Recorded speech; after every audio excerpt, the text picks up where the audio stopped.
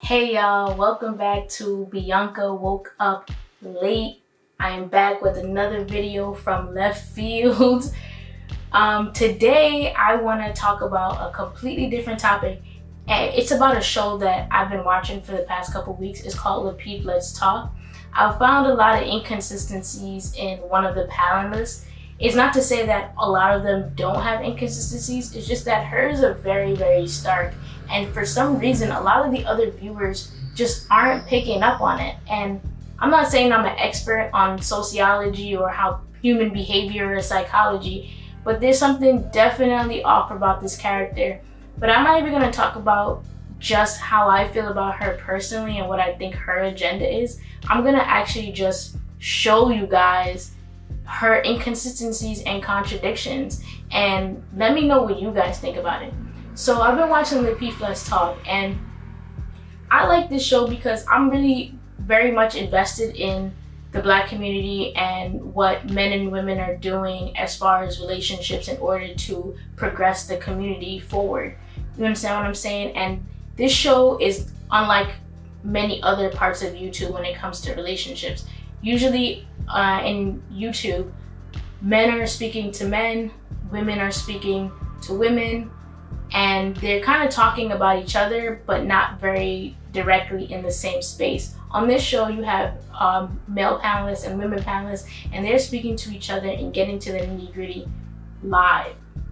But with that comes problems. See, when you're live, whatever you say will be held against you. And if it doesn't match up to what you said last week, I would know. So I already knew that this show was pretty conservative. I watched it way back when B. Nix and Tawana were on the show. And that's when I pretty much knew that a lot of the things that were being said were pretty much part of the exact same agenda. I don't really think that the show is heading towards a direction where they want to really help the community. I think it is more entertainment now than ever. And it's very clear they have an agenda, and that agenda is very male focused. When you look at the questions that are asked and how they're asked, you can already see that it is already planted in the mind that women are at fault. And a lot of their reasoning and their evidence-based things usually were coming up out of the Bible. And you see, when you have the Bible, at least for me, that's not evidence enough personally. It's fine to live by that and stand by that, but then you have to stand by the whole thing. You can't really cherry pick out of certain things, because once you start cherry picking, then the whole thing just really falls apart. Your argument really falls apart. You can't say one thing is true in the Bible and the other thing you don't live by, and then say that the Bible provides all facts. It just doesn't work like that. But today I kind of want to talk about Ameera and her many contradictions. Like I said, I'm not a sociologist, or a psychologist. I don't really know what's up with her, but I see things in her that I don't really agree with. And it has nothing to do with her perceived femininity, because that's all that it is. She has perceived femininity. She is acting hyper feminine. Is she hyper feminine though? Time will tell. What I see with her is that she has a lot of contradictions, and like I said, with a live show, it's recorded, it's live, the whole thing is there. We all heard it, we all saw it. So today I want to present you guys with a few of her contradictions and what I don't agree with when it comes to Ameera and really Anton's antagonistic personality, the way they come at Kay, the way that they're now coming at Courtney, the silencing that goes on when people try to ask really hard-hitting questions and actually bring into the conversation facts and variables. Variables are very important. I don't know but who needs to know this or who needs to hear this, but variables are quite important when it comes to outcomes and statistics. Like, that is a huge part of what we're talking about. You can't just go all in black and white, especially when you're talking about people, because people are different and there are a lot of variables. So let's just get right into it. Do you think that the Wait a minute, no, hold on, because you asked a lot of questions, but you didn't answer anything. Do you think that the family court law should be revised or done away with and restructured so that it's more fair when it comes to men? To my knowledge, I think that in terms of kids and custody, is that what you're asking about? I'm talking about all family court laws.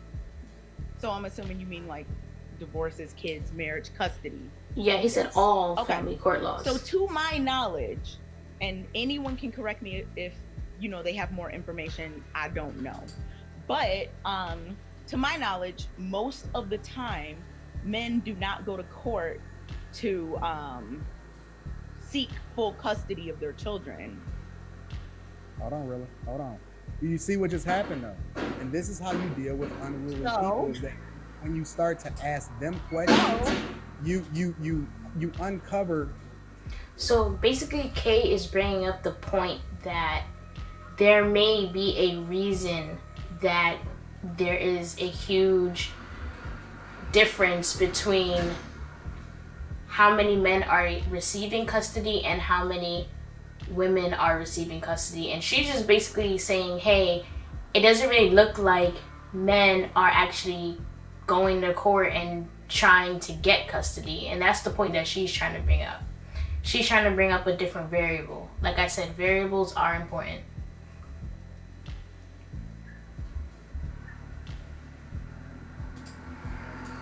The agenda or the There's mindset. no agenda. Why they're asking to believe in you. Why they ask the questions that they, and then you started why talking they about ask the questions that they ask. This is the point that I'm making. So if you let her keep going down this rabbit hole, what she's trying to do is box you in. Right? No, she's trying to box you in. She's trying like to, what you're trying to do bust is the Douglas. She's trying to bust the Douglas. To like stop. The reality is that really all you got to do is ask the right question, and it'll uncover every single thing. Just in that one answer, the foundation behind why she's saying and asking. That's what we're doing today here with Ameera. She didn't even answer the question. Here's the key. She never even answered the question. I asked her specifically, do you think that the family court laws need to be torn down or revised? And she said, to my knowledge, men don't even see. What are you talking about? Because that needs to be addressed. Like, you didn't answer the question, okay? That's all they were saying. You can answer the question. No. She's basically just saying, hey, let's discuss this further. And they're just saying, hey, we feel like this is a problem and we want to know a yes or no answer to whether or not you should change all family court laws.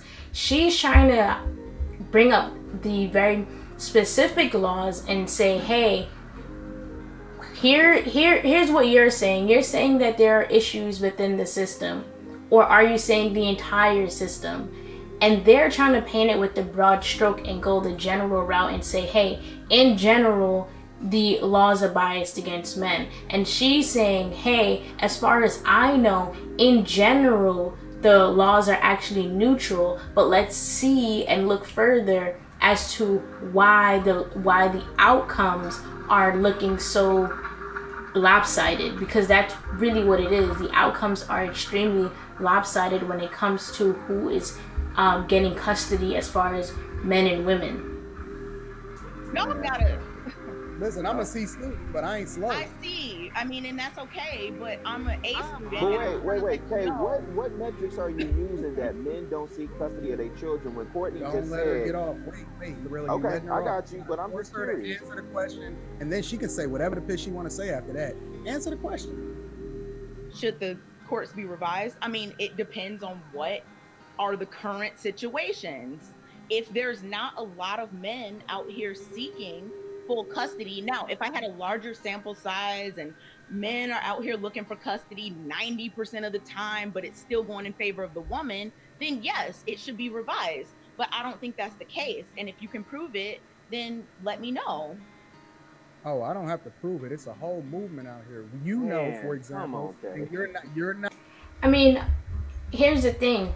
There are men that are out here fighting for custody of their children, but let's actually get the data of how many men that are in a separated relationship with children. Let's get the actual data of how many of them are actually fighting for custody. And as someone that worked for child support services, yes, I worked for child support services, and custody is separate, but it's a part of child support services because once someone gets custody, there's usually a child support order attached to that in a lot of cases. Now, what I'm trying to say is, when it comes to custody, people throw around, oh, we're not getting custody, we're not getting custody. What they mean is they're not getting primary custody. Courts don't usually just take away custody and rights to your children. They simply do not. They pick a CP and an NCP, and it's based on who is the best fit for the best outcome of the child. More often than not, yes, women are selected, but could it be that women are socially engineered to be caretakers and naturally engineered to be caretakers? So in most cases, they are in the best position to be caring for the child. It could be. You're not oblivious to the idea Chicago, why are you this saying whole so long? no. Don't start to. But I got you in the corner, right where I want you. You're not oblivious to the idea that this whole feminist movement, which you say you're not, which I have a different. I mean, yeah, Kay says she's not a feminist, but Kay is definitely a feminist. Kay has a job. That is feminism. Like, that is what that is. Every woman that has a job is a feminist, as far as I'm concerned. Like, if you're working and your man is not 100% taking care of all the finances, you're a feminist, because guess what? You have the option to work, and you're actually exercising that option to work. So you're a feminist, and that's just how I look at it. Anton is not a feminist, through and through. Assessment of that. The whole feminist movement and all of their equality and their movement and their fight has fought against updating family court laws and being more fair when it comes to these archaic laws that largely was developed at a time where women did not have the freedom and the power to do the things that they want to do today. Yet you'll sit here and tell me. So I disagree with Anton when it comes to that. I need evidence that there's a huge group of women fighting against changing the laws when the laws were only made one generation ago, really. It's only been about 60 years. Like he just said, the 1960s. It's only been 60 years, and you're saying that women are... And when it first came out, men were getting custody. Let's be real. So it's like, you're saying that women are fighting against making it more fair, when feminism, all it does is look for equality. So it's like, it's kind of a strange argument to try to make, but I'm trying to make sense of it. I get where he's coming from. He's just kind of, it sounds a lot more like feelings that he's trying to turn into facts. And tell me that I need to prove to you, right, that these laws don't need to be updated with data. You don't see how many men it's clear that over 80% of women file for divorce. It's clear that the overwhelming majority of the time that women, it's clear that the majority of the time that women by default get the children. That is not even up for debate. I don't even know why you acting like you don't understand that this is real. We live in the real world. Do you know what a confounding variable is? No, I'm slow. I'm sorry. Okay, so then, well, all right. See, I'm glad Kay brought up the idea of a confounding variable, because that's the idea that people that are outside of statistics don't usually apply to their arguments. And just exactly what Anton is doing right now, he's negating the confounding variable when he's comparing the amount of women that file for divorce and the amount of women that receive custody. So confounding variable is is used in statistics when you're trying to measure two different outcomes and their relation to one another. But you need a confounding variable, because without it, you're going to get basically the wrong measurement. For example, when you're looking at the statistics of the amount of people that get sunburns, right, and the amount of people that eat ice cream, you're gonna come up with a outcome that says, hey, when people eat ice cream, they get sunburns. But that's not really the real correlation. That's not the real link that makes that happen. The actual confounding variable in this case is the sun. Like, that's the confounding variable. People eat ice cream when it's hot outside. People get sunburned when it's hot outside and the sun is up. Like, that's the actual link that makes all this happen. And that's why a confounding variable in this case, when it comes to custody and divorce, is also very important. We're saying, hey, 80% of women are filing for divorce, but there is absolutely no evidence of that anywhere. I'm not saying that most of the time women don't file for divorce. It obviously, they do file for divorce more often than not, but to say 80% is kind of disingenuous because there's no evidence for 80%. If the stats say 75, use 75. Don't just make up a higher number to like try to hammer your point home. Your point is made when it's way over 50. Well, I do. If you look at also to do with a lot of things. Well, let me say this too, because now you are seeing in the media where it's been a little bit of a shift with Kelly Clarkson having to pay alimony to her ex-husband of the tune of $300,000 a month. Holly Berry having to pay for child support.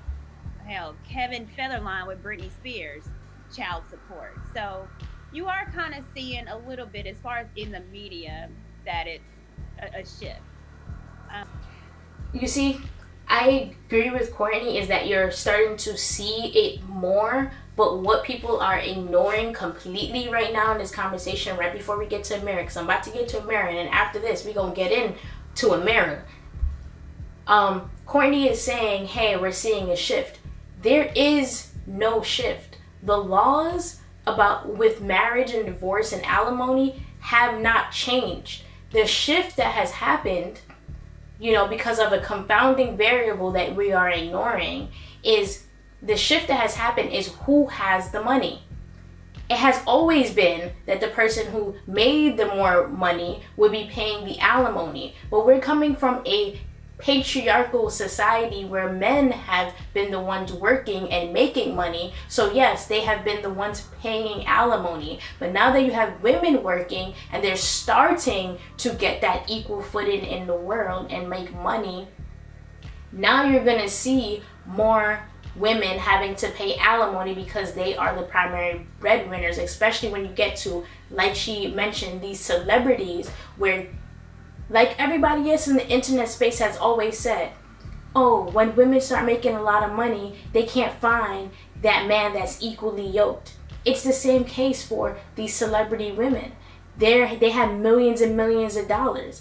They're not, it's unlikely for them to find a man that has millions and millions of dollars unless that man is also in the industry, also a millionaire like her. You know what I'm saying? But that's a small percentage. So yes, most of those women are marrying men that don't have as much money. And, you know, coincidentally, but not so coincidentally, those women are paying alimony.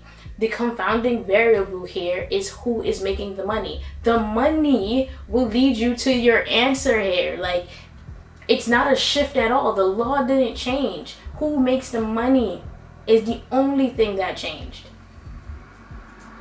Ameera, I have a question for you too, because I know we talked about alimony, which majority of people don't get alimony, specifically if you live a particular type of lifestyle with kids, stay-at-home mom.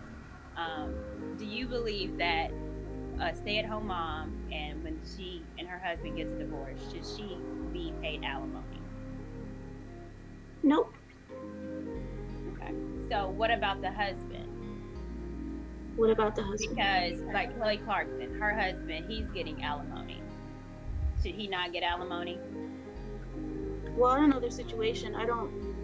Honestly, I'm talking mostly about women, just because I see a really big problem here, and I think we need to correct it somehow.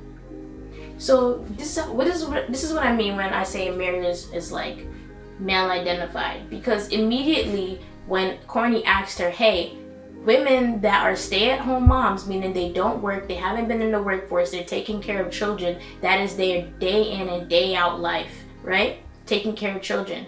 If they get divorced, Ameera immediately says they don't deserve anything.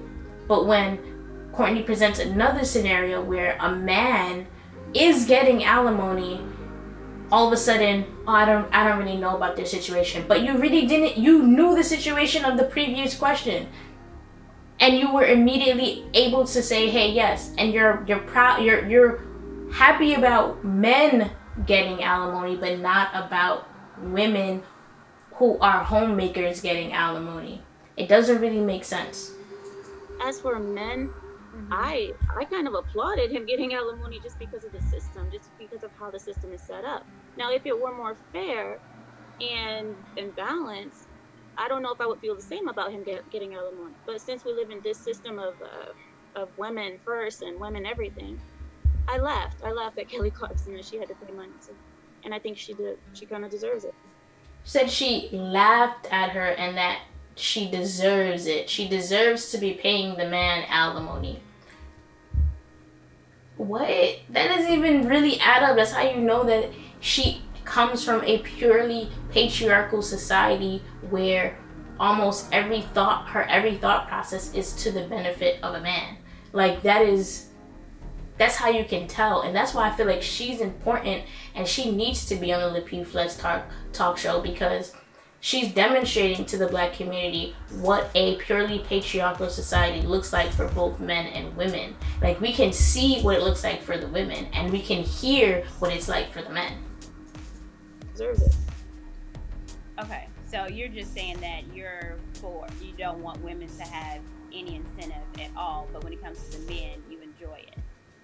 No, I said if we were in a fair system, I don't think I would have enjoyed it like that. I'm saying if things were fair. The only reason I said it was okay right now is because of the system that we're in right now.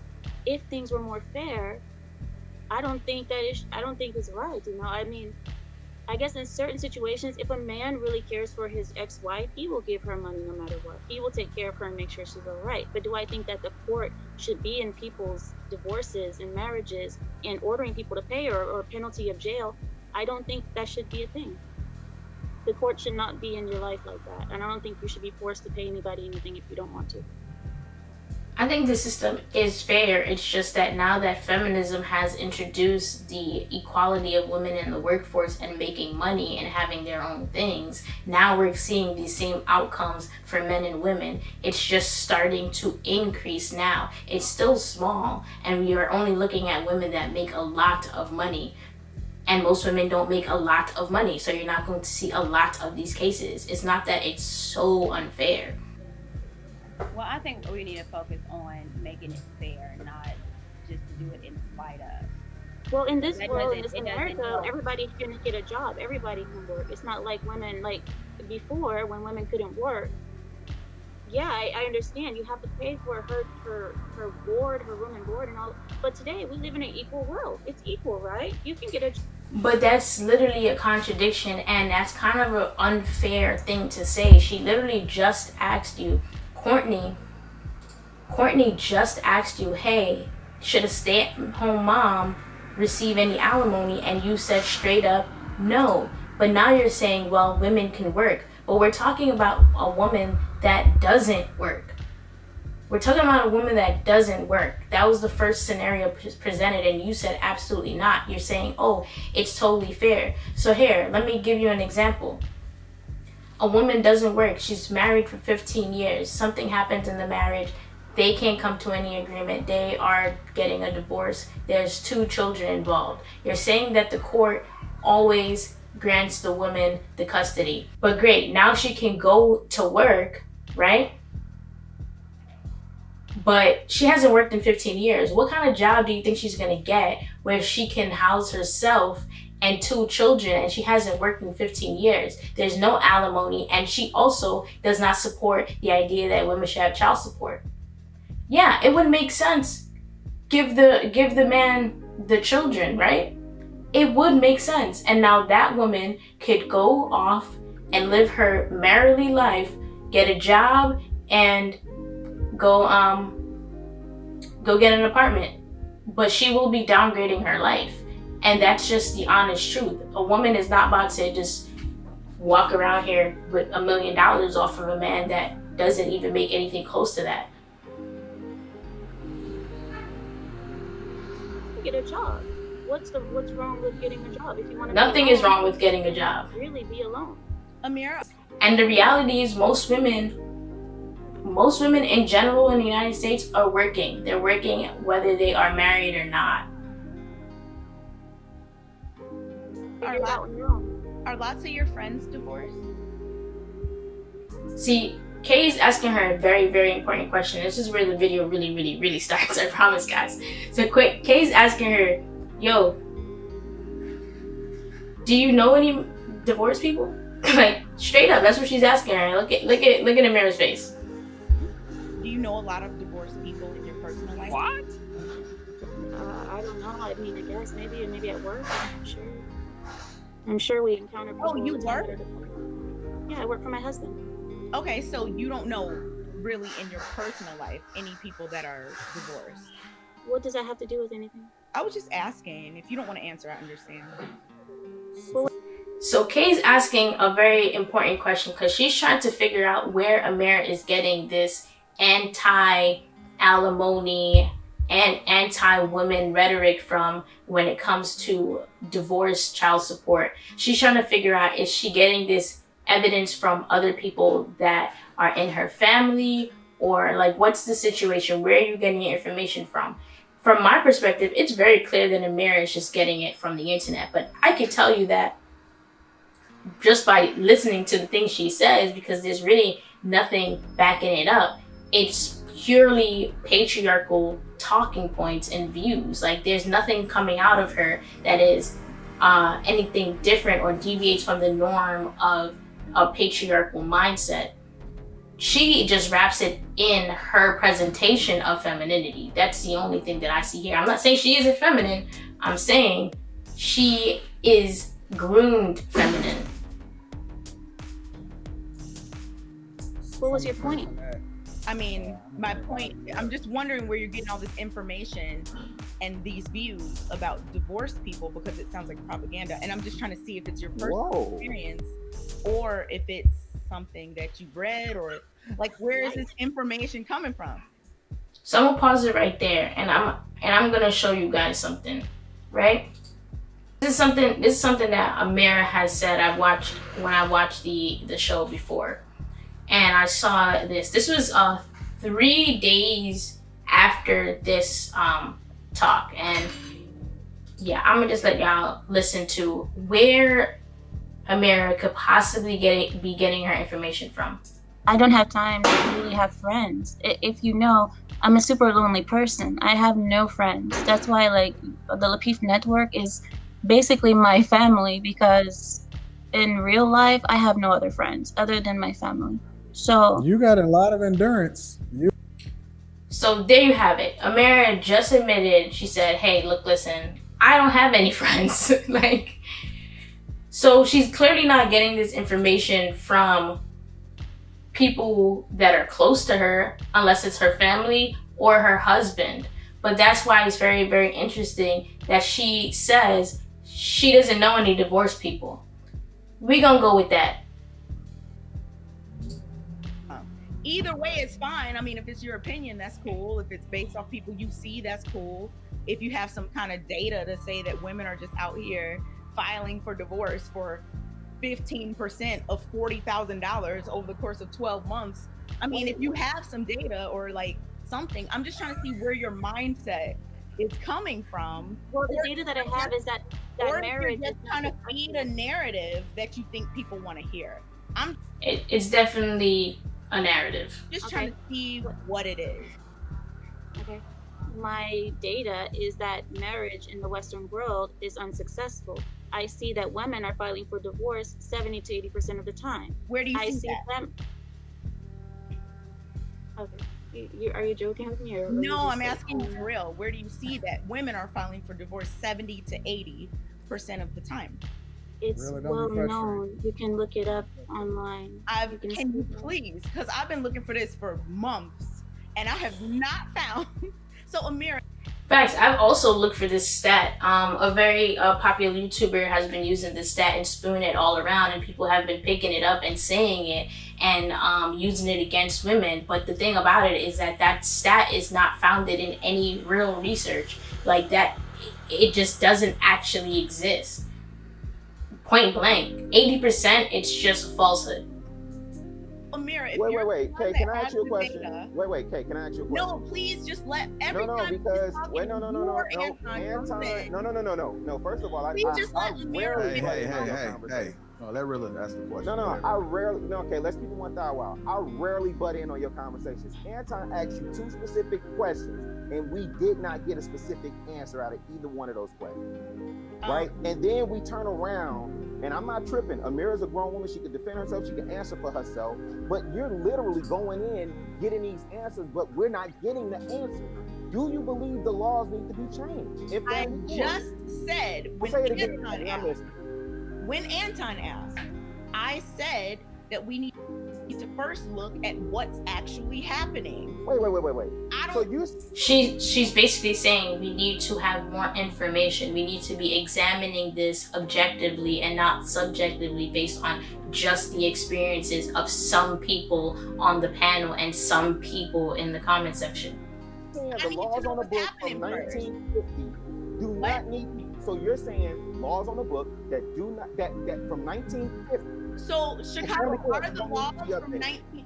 The laws have been exactly the same since. I don't know. Maybe you know more about this than me. Ever You since tell Rilla me. had a birthday, he became a huckleberry. Don't do that. I'm asking. Rilla is my huckleberry. Get away from the question. It's a That- different Wait, level. what? I love Who's you, getting Rilla. away from what? If I don't, you tell me. I'm Because you might specifically know more telling- than Hey, me. I just literally stated. I stated that the laws that's been on the book since 1950 concerning family court, right? What is the law you're referencing? Please let me know. The basic You know premise more of than family me. court as it exists today. Okay, okay? you know more than me. What is that law? No. He's saying the basic premise and he's doing a very general statement, but if you look at family court laws on a federal, which is actually the basic level, there is no inequality there. The child support specific laws actually change from state to state. So to say that all of the laws were from one single source and one time period in time is really not true. And there have been changes. You just have to fight. If you want to really change it and you feel like you're that at a disadvantage, then fight for an advantage. Like, that's all I'm saying, instead of complaining. Oh, listen.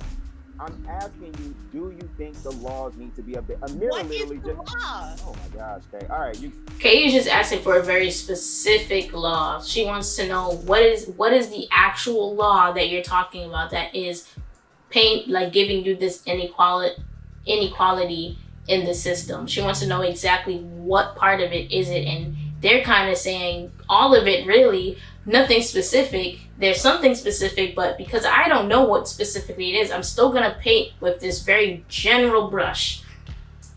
All right, you got it. All right. Chicago, see, You got it. y'all do You got this it. all the No, time. okay. You do come this. in strong. No, talking about okay. this. You do this because you're literally saying, "Hey, I don't understand." I'm literally telling you from Chicago. experience. You're asking me. Have you been divorced, Kay? Chicago. Do you pay child support?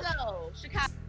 See, I'm with Chicago Rilla, right? I like me some Chicago Rilla. He gets real on the pill a lot of times, and he talks a lot about his experiences. Now, this is a case where your experience is very much anecdotal evidence, right? He's saying, I have experience with child support. I have experience with divorce. But here's the thing. You can't then say that other people are correct in their stance when they are also on the same exact panel and they have not experienced divorce or a child support situation.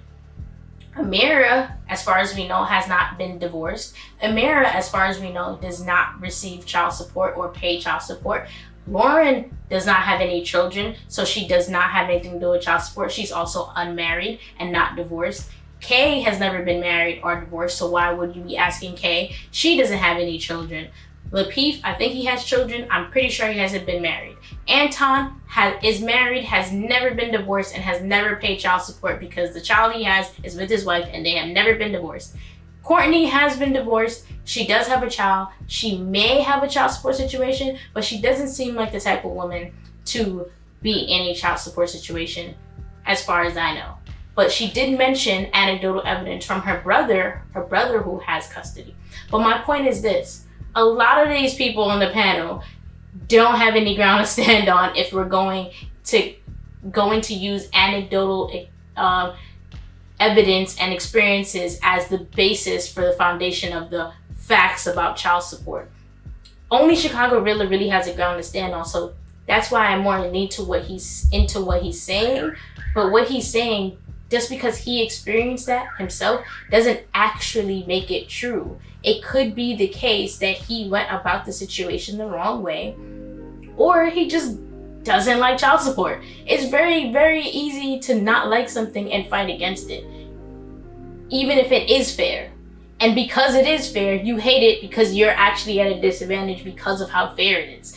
That is a very regular occurrence in life, especially in America, where everyone has free speech. Chicago, All right, so that's what we're gonna do. All right, so that's what we're gonna do. Listen up, check it out.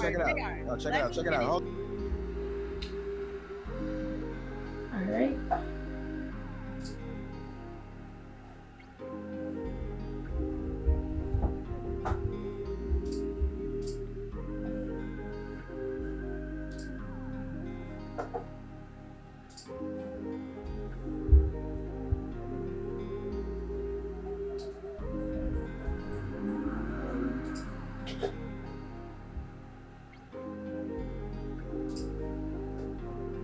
I wonder why we don't have this issue in my culture that much. We don't have this issue of, even if the pair don't get along, they usually figure it out.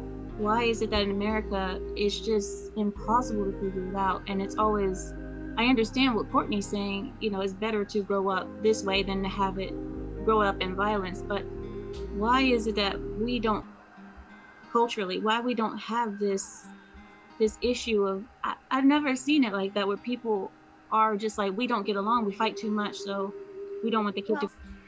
So basically, Ameera is trying to say that in the Eastern society,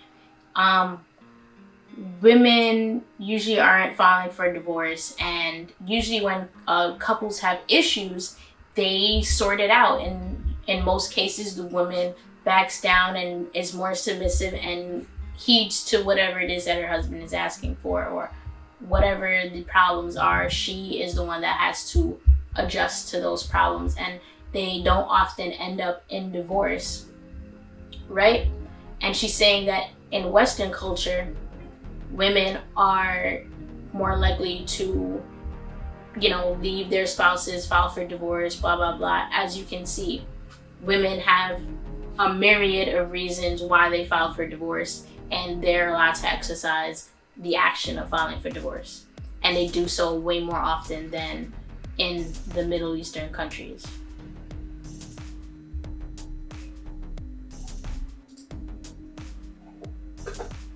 The kid to grow up like this, there's always somebody who compromises. Either the woman will just back down, most likely. She'll just back down, and for the sake of the family, she would be more, I don't know. Submissive. That's the word. I don't know. I would ask, Courtney, were you about to ask something? I would say, when you're making that comparison and you're saying, like, you're wondering why it is different in your culture, would you concede, or would you at least agree that the culture you primarily come from is patriarchy, and at least in North America in particular, the culture has turned into matriarchy? Or equal. See, I was with Chicago Ruler for a second. Equality, either matriarchy or equality, right? I was with Chicago Ruler for a second, because yes, America comes from a primarily patriarchal socialization culture. Like, her family is very religious in that way, and they stick to their cultural norms, and they don't really deviate from that. And Ameera is an example of someone that is completely groomed into a patriarchal mindset. She's thinking primarily about her husband and what her husband wants, what her husband needs, how to be a wife, all those things. So when she's wondering, hey, why don't women leave in my culture? Well, your culture has groomed everyone to be in a specific box, and they shame people when you deviate from that norm. Do you understand what I'm saying? Like, you guys put a huge emphasis on virginity and marriage vows and all those things, which is all great. I don't have any problem with that. But the tactics that are used in order to keep people in line are what keeps people in their marriages despite being unhappy. She herself has said she didn't marry for love or anything like that. She mainly just married because her husband had money. Like, that's why people don't leave. You don't, like, what? Could it be that in my culture the women are just miserable and we're just staying for the kids? I don't know. You know, now that we bring this up, it's like, what is it? Are the women actually just miserable here and they just don't talk about it? And because women have a choice in America, they choose to just say, I'm not going to deal with this. I'm going to either fight with the man or I'm going to leave. Spot on. Like, that is the difference, is that women from a Western culture have the option. Because of feminism, they have the option. And that's why I completely disagree with Chicago Rilla saying that it's a matriarchy. America is not a matriarchy. When people talk about feminism, people are very against labeling themselves as a feminist, right? Men and women both. They're completely against it because there's so much negative things attached to labeling yourself a feminist. But in reality, feminism is actually the midway point between patriarchy and a matriarchy. We're coming from a matriarchal society. We haven't even reached full on middle equal ground yet. So there's no way that we just shot straight over from patriarchy all the way to matriarchy. We simply didn't. Like, that just didn't happen. We've not even made it all the way to that middle ground of full on equality. I know that we haven't made it all the way because women are still monetarily sexualized without having as much sexual agency and respect for that agency. That's part of the reason why I know that we have not made it to the middle ground yet. Everyone respects a man's sexuality, but not everyone respects a woman's sexuality. Women are still blamed for their sexuality. Women are still oppressed about their sexuality. They're still valued based on how sexual they are. As we just experienced with Ameera's culture, where virginity is so heavily looked at, that's in a patriarchal society. Not to say that a matriarchal society won't have those same type of policies, but feminism is the middle.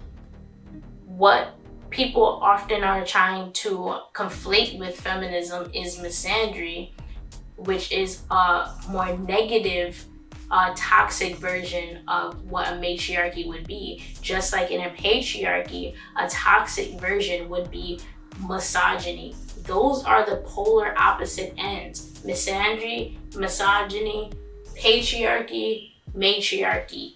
What lies in the middle is feminism. The reason why people look at it as a matriarchy, misandry thing is because of the FEM in the front of it. Maybe we should try to come up with a new word and call it equalism. I don't know it's just called equality, my guy, and the movement is called feminism because women are the ones that have to fight for this equality. The men do not. It's as simple as that. Saying earlier, and it's crazy because I actually brought this up to my sister earlier in our conversation, is that, you talk about in your culture when you did the video on honor and discipline.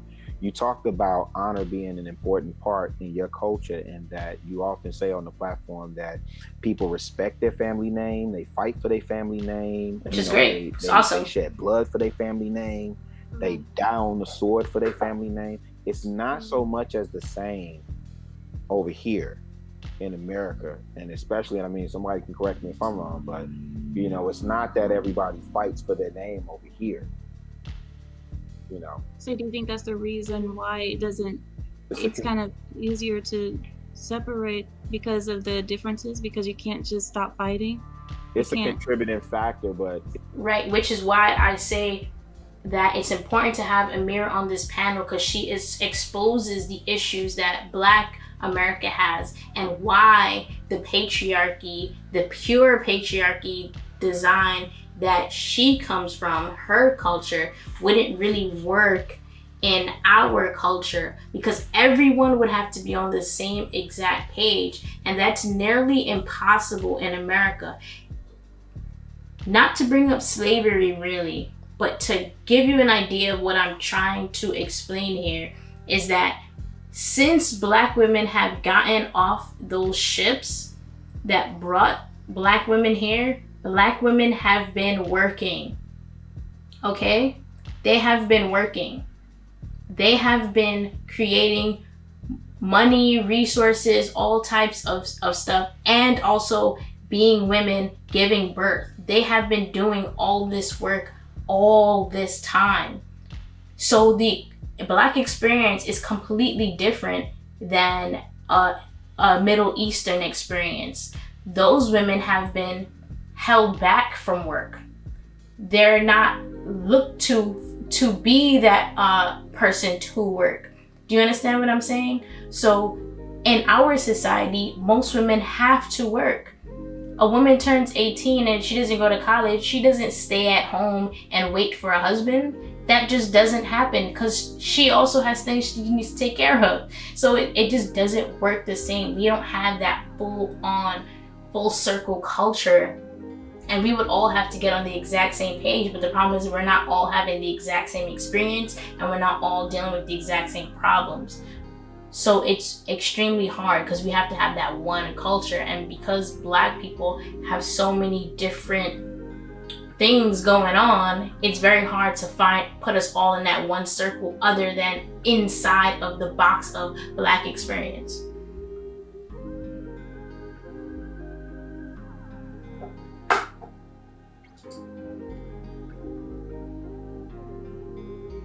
But I just want to bring up the contradiction where she says about the work when it comes to Western women and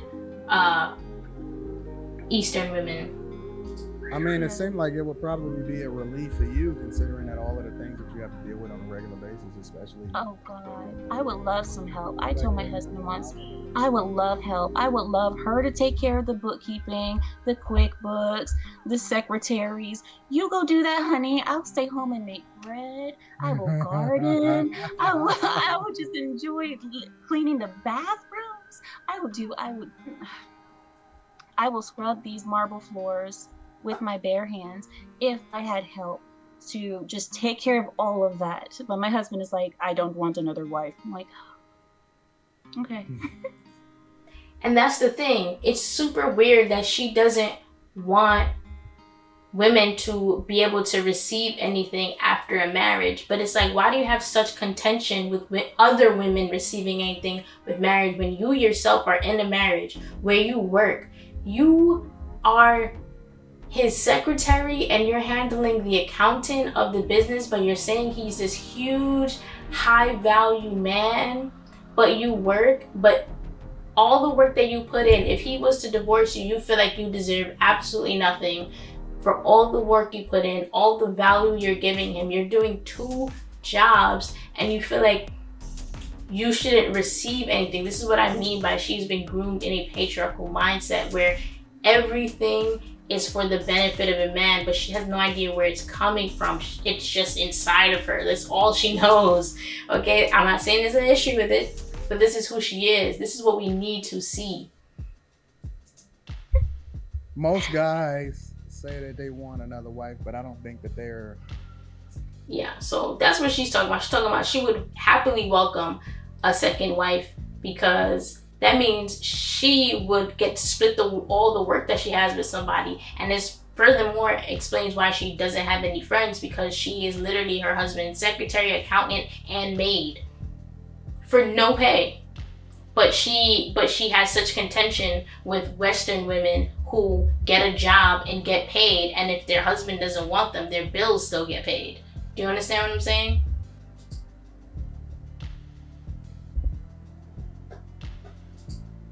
Okay, so in our culture, the word marriage translates to sex. So we don't believe in anything of sex before you're married. So basically, when you say I'm married, that means I'm having sex. So that's sex. And as for it happening, do you want to know rules? Is that what you're asking me? Yeah, yeah. Yes, I mean, there's rules. Yeah, just tell us everything that we need to know so we can have a better understanding. I mean, dating manners across different cultures is the topic, and we just want to dive in and get deep. Okay. The rules are, you want your woman to be virgin. There's a really high emphasis on virginity in my culture. The purity of a woman is her value. Her value lies in her purity. A woman who is undisciplined and out on the CC, as they call it, those ones are considered worthless. I hate to say it like that, but they're worthless, untouchables, unmarriageable. What? And the ones that are clean, pure, as they call it, they are of higher value. Do you believe that? In some ways, yes, I do. And in some ways, I think it's kind of just a way to keep people in line, Courtney, honestly, because... Yeah, they use shame. They use shame.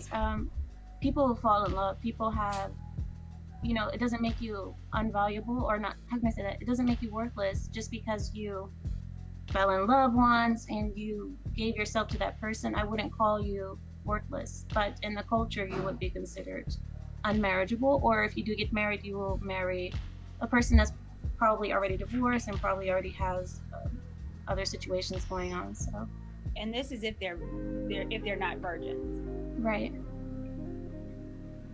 Yeah, I mean, you might end up being the second wife of someone. Second wife. Men are permitted to have 4 wives, and yeah. And as for sexual intercourse, you don't have sex with all your wives at the same time. There's no orgies going on. It is definitely separated. Everything is separated. But notice that she says that the men are permitted to have 4 wives, okay? Rich men can have 4 wives.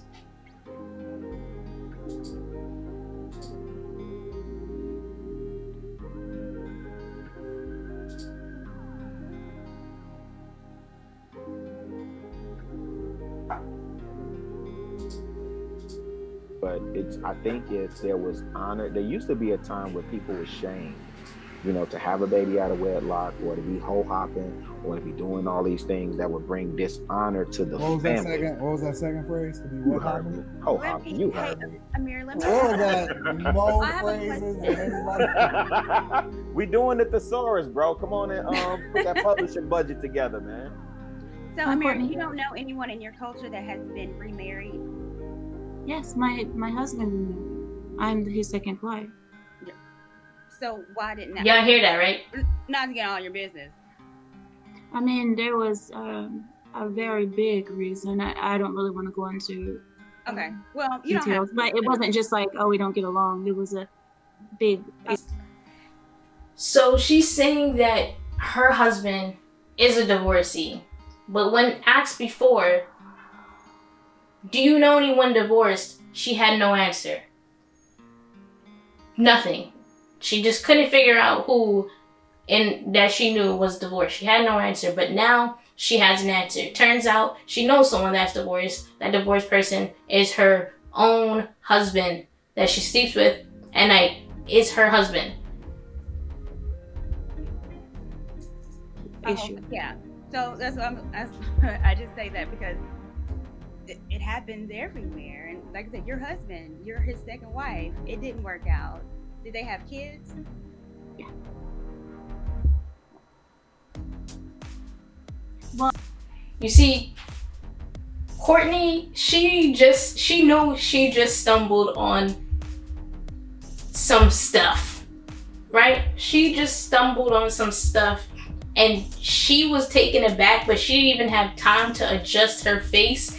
She was just like, you know what? Let me zip it. Let her tell it how it is, because she's been holding back on us. Let's find out some more about this girl, because every day is something new.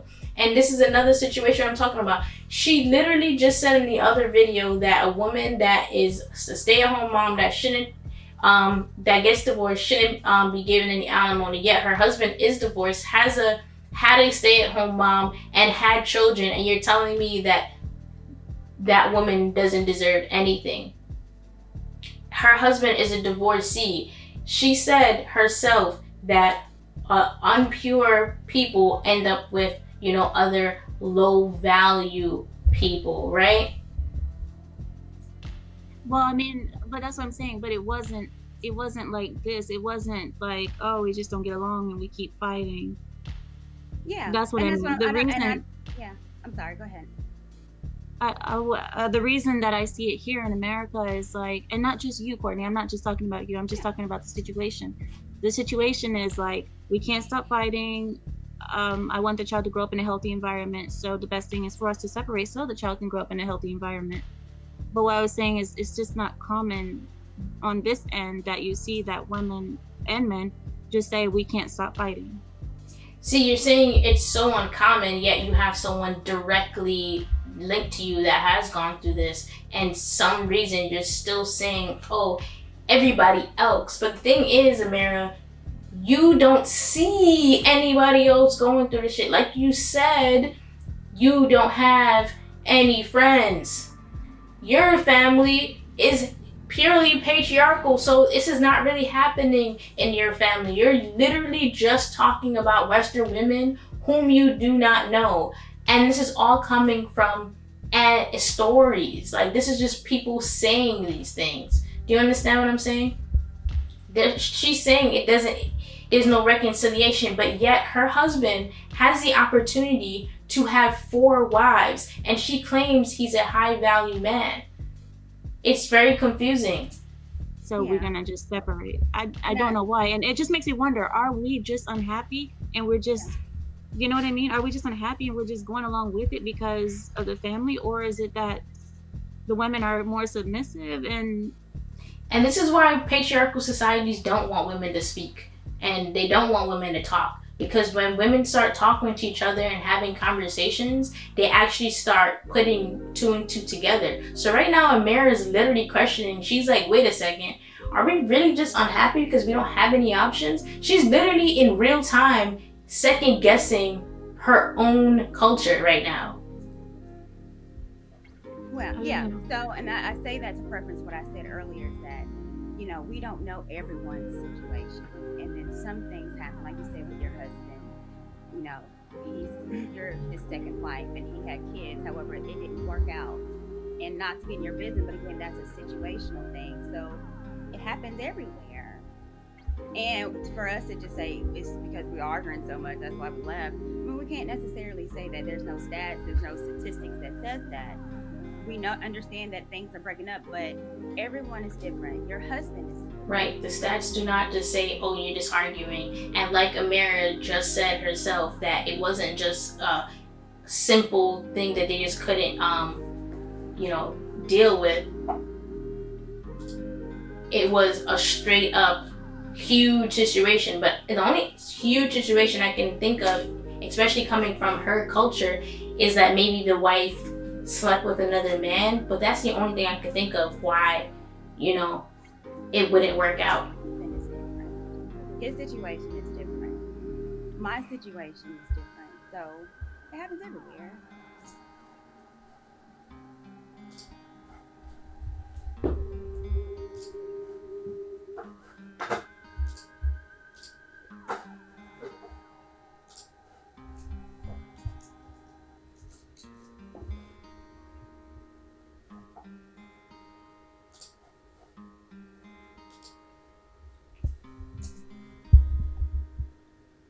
understand. I have a question too. One time, I think it was maybe like a few shows ago, you said that like a woman with kids or maybe a woman with a high body count, don't quote me, but it was something like that, might end up as the wife of a man that had been married before, that maybe had been divorced, had kids. So like, why are you in the situation you're in terms of being the wife of a man that was married before? You're his second wife. He has children that are not your biological children. So like, why did you end up in that situation? Because I heard you speak of it kind of, you know, I don't want to say maybe negatively as it relates. Yeah, well, actually, I was trying to say as a second wife. That's what I meant, like as an actual second wife with a man that typically, like you say, the man will have his first wife. A lot of women, like in that situation I was talking, end up as a second wife in the marriage. I didn't mean to say like divorce like that. But also, my husband, you have to understand, he's a rare breed. He's not just a man who's in that kind of situation. My husband, I don't want to say too much about him like that, but my husband is a very high value man. He's not just well, but why would you as why would you as a woman who I mean, I don't know, you don't have kids like out of wedlock, you don't have a high body count, I'm assuming, tell me if I'm wrong, all these things, why would you end up with the man that you said would usually end up with women that were in those more... My husband would never end up with a woman that was in that kind of situation. You have to understand, my husband is of a different level. He's not just a man who's in that kind of situation. My husband, I don't want to say too much about him like that, but my husband is a very high value man. He's not just... Well, but why would you as why would you as a woman who I mean, I don't know, you don't have kids like out of wedlock, you don't have a high body count, I'm assuming, tell me if I'm wrong, all these things, why would you end up with the man that you said would usually end up with women that were in those more... My husband would never end up with a woman that was in that kind of situation. You have to understand, my husband is of a different level. He would never end up with a woman who have a bunch of kids or who had a high body count. He just wouldn't, just because of his family and his status. He's a very high status man. He wouldn't end up in that kind of situation. Okay, so it's not that necessarily... And I just want to finish my point. Another thing is that me and my husband, I courted with my husband and I saw something that I didn't see in any other person. So basically she's saying her husband is so high value and of high status. Now I'm not going to diminish her husband's status, his money or anything like that, because I don't know anything about it. But if you're saying that he's all the way up here and that he was previously divorced, but he also had the opportunity to have 4 wives, and then you're also saying that people should stay together. The only reason I can see for them to divorce really is, the wife cheating or whatever. But that also seems very unlikely. But my question is this: if you feel like children should stay in the home, and your culture feels like children should stay in the home with their parents, then why didn't her husband just have a second wife, being Ameera? And then even if they can't really get along with the first wife or whatever, at least they have the children there and they are, a community basically. It just doesn't really make any sense. And then she's saying that, hey, he's so high value, he has such high status, so on and so forth. He would never end up with this type of woman or that type of woman, because that would insinuate that she is of a lower level. And she's not gonna just say that. I don't think she's gonna just say that.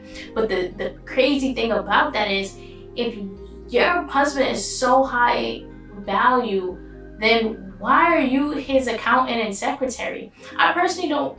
I'm all for families working together, helping each other save money that way, so on and so forth. But I don't know too many millionaires that have their wives as their accountant and their maid. Do you know what I'm saying? Like, that part doesn't really mesh well with the story of her being super high value. Yeah, that just doesn't really add up. Like, maybe I'm thinking too much into it. Just let me know what you guys think, because why would it? Because I mean, she's making it seem like he's a multi-millionaire. Because she's definitely not saying like he's a thousandaire. She's definitely not. So it's just very interesting. Like, why would he have her as the secretary, be super busy? Ameera's a working woman. She's just unpaid. She's working for her husband. Like, that's it. That's what she said. She said, I work for my husband. So it's very interesting that a working woman is not at all interested in getting any severance pay if the business were to not work out. The business being the marriage.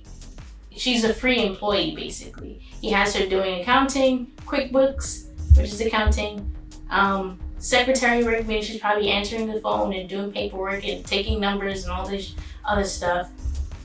She's also doing her YouTube channel, you know. She's doing the Lapeef thing. Like, she's a very busy woman. And she's probably cleaning her house up and down all day, every day. So it's just a very interesting way to say, hey, my husband's high value, but he's so high value, but yet I do pretty much all this work. It just doesn't really add up to me. But yeah, tell me what you guys think. Thank you guys for watching. It's Bianca Woke Up Late, and I'll see you guys on the next one, where we're probably going to be watching Y: The Last Man on FX/Hulu. Thank you guys for watching. Peace.